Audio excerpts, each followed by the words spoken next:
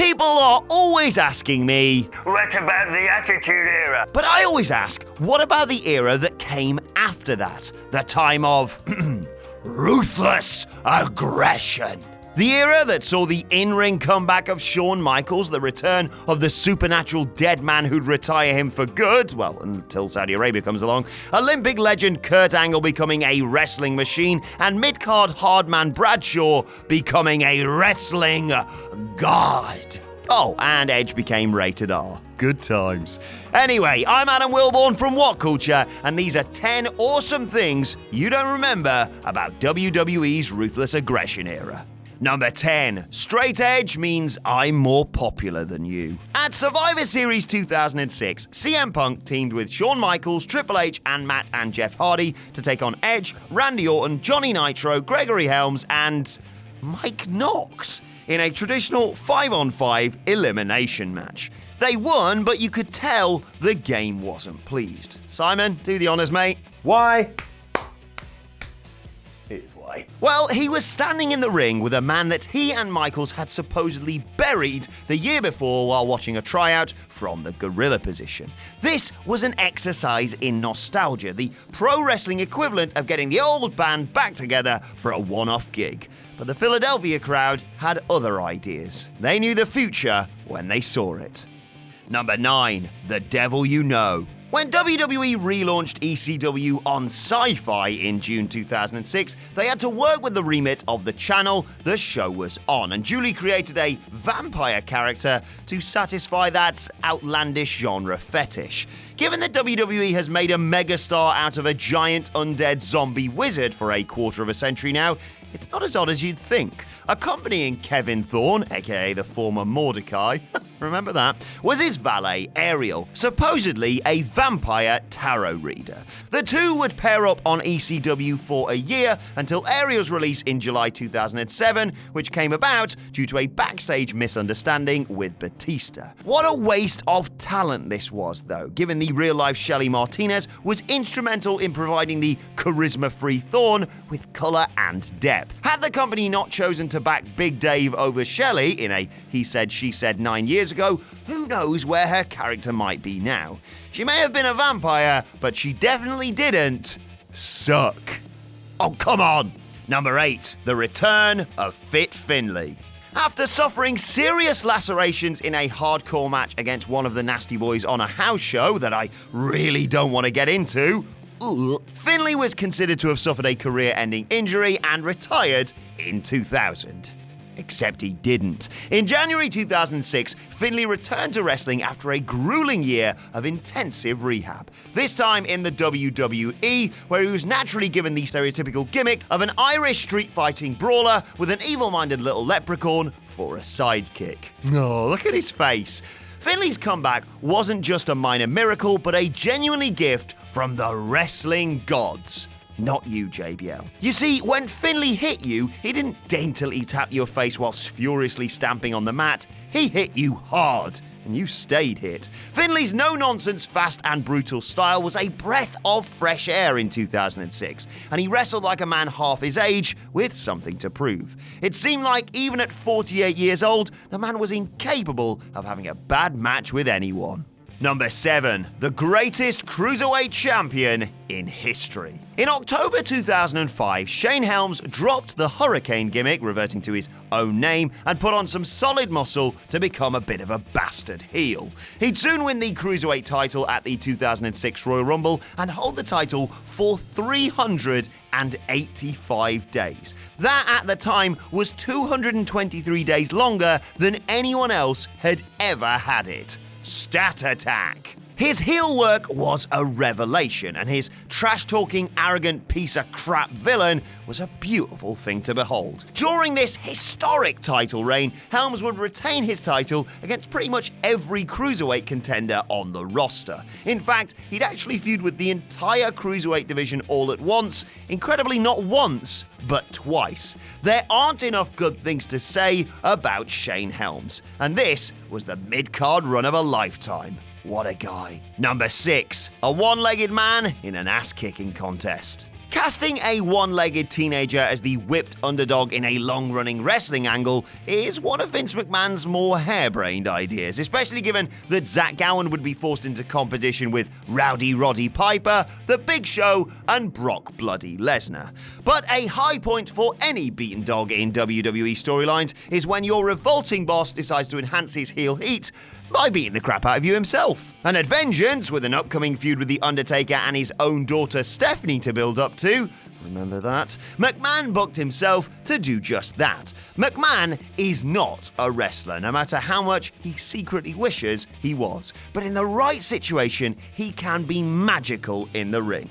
This match is the perfect example of that. What's more, the unexpected gusher of a head wound after a viciously drop-kick chair to Vince's face adds sudden drama and gets Gowen over to the point where you think he might win. Although he doesn't, of course. Number 5, a decade too late. When WWE historians look back on the fabled OVW class of 2002, they'll cite megastars like John Cena, Brock Lesnar, Batista, Randy Orton, and to some extent Rene Dupree. Chances are they may have forgotten about Rico, however. Debuting on SmackDown in March 2002 as Billy and Chuck's stylist and manager, as time went on he developed an exotico gimmick straight from the Lucha Libre playbook. When his flamboyant, outrageous heel character took off with the crowd, Rico turned babyface. Asking Vince McMahon how far he should take the flirtatious, flaming homosexual gimmick, the boss told him to strap a rocket to your ass and take off. I'll tell you when to quit. He was brilliant, a significant in-ring talent with a great look and a fantastic character, able to get serious noise from a crowd as a heel or a babyface. Had Rico tried out 10 years earlier, we could be talking about him in the same way we talk about Owen Hart today. Number 4, Joey Styles, Let's Loose. The voice of ECW was one of those perfect storms of talent. Highly intelligent and articulate, with a whole bushel of fried potatoes on his shoulder, he made most of the commentators sound like they were asleep. When it was decided to bring back a WWE version of the ECW brand, Styles was clearly the man to front it, and JR's slow return to work gave them the perfect angry outsider storyline with which to make the swap. Bullied backstage and belittled by Jerry Lawler on air, Styles had kayfabe had enough, and on the 1st of May 2006 had a worked altercation with Lawler that led to him quitting in high style, cutting a searing promo against him, Vince McMahon, and against sports entertainment in general. One of WWE's top worked shoots of all time, it had many believing that the on-air resignation and dirty laundry was real.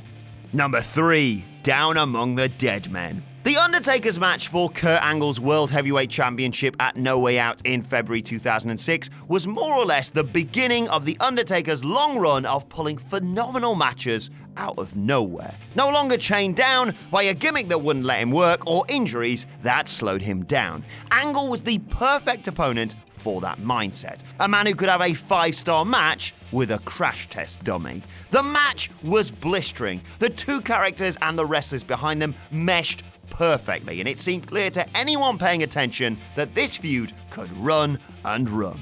Sadly, it wasn't to be, as Angle's ongoing physical issues and increasing dependency on painkillers began to make him a liability, and he was gone from the company by the end of the summer.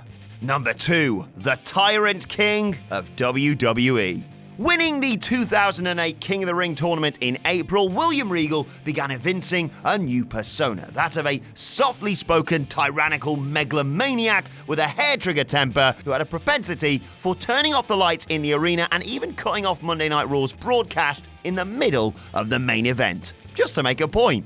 It was brilliant stuff. William Regal already had a reputation for being a big, nasty badass with almost unparalleled technical prowess and vast experience in the ring, and now he was a near sociopathic despot, a dictator who reveled in his power to affect careers as well as break faces. Sadly, Regal failed a second wellness policy test in May 2008, only a few weeks into the Angle, and was beaten by Mr. Kennedy in a loser gets fired match to begin his 60-day suspension from the company. Still though, for a little while, Regal was king. Number 1. The weirdest night in WWE Championship history.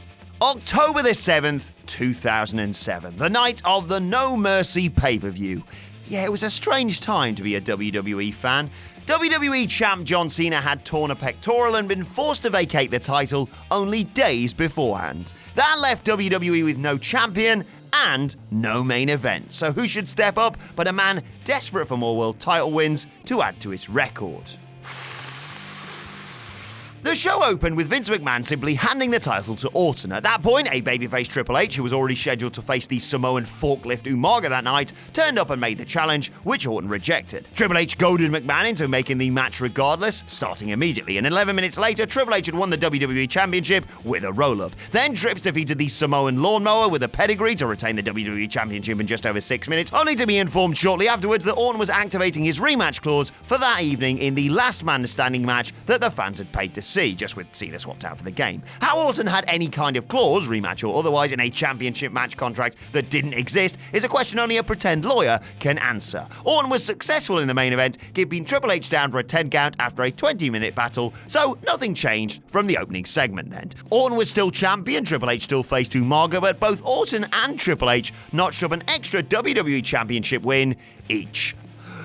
I suppose everybody wins? And that's our list. Did we miss any out? Let us know in the comment section below, and don't forget to like, share, and subscribe. And subscribe to What Culture Wrestling on either iTunes, Spotify, or wherever you get your podcasts from for daily wrestling podcasts. Plus, you can check out more of our videos here. Thanks for watching. I've been Adam from What Culture, and I'll see you soon.